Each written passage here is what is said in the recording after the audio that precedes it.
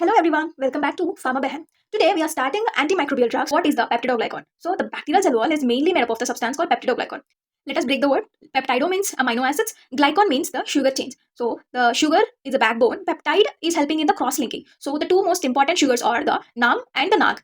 So NAM means the N-acetyl mumeric acid and the NAG means N-acetyl glucosamine. So they are arranged like this. Now listen carefully. NAG is just the sugar, but the NAM is a sugar with a tail. So NAM has the peptide side chain attached to it, and the peptide chain usually contains L-alanine, D-alanine, D-glutamic acid, lysine, or mesodap. So it has a 5 amino acids. So coming to the main point, the bacterial cell wall has two types of bonding. So there is a trans glycosylation, that is sugar-sugar linking, like NAM and the NAG linking. So they form the glycan chains. This step builds the length of the wall. So now coming to the second one, that is transpeptidation, the peptide-peptide linking. So linking between the peptide chains of the NAM and to the NAM. So it gives the strength and rigidity.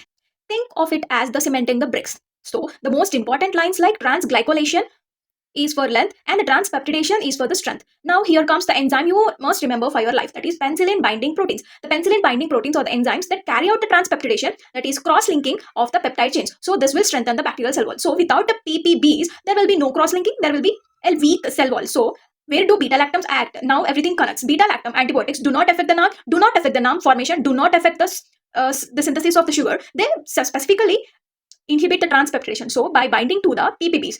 So what happens when the transpeptidation stops? So let us follow the sequence slowly. NAM and the NAG chains was formed, but the peptidation cross-linking does not occur. So cell wall becomes weak and bacteria cannot withstand the osmotic pressure. The cell will burst. The final result is the bactericidal effect, as we see. And please do follow if you like the content.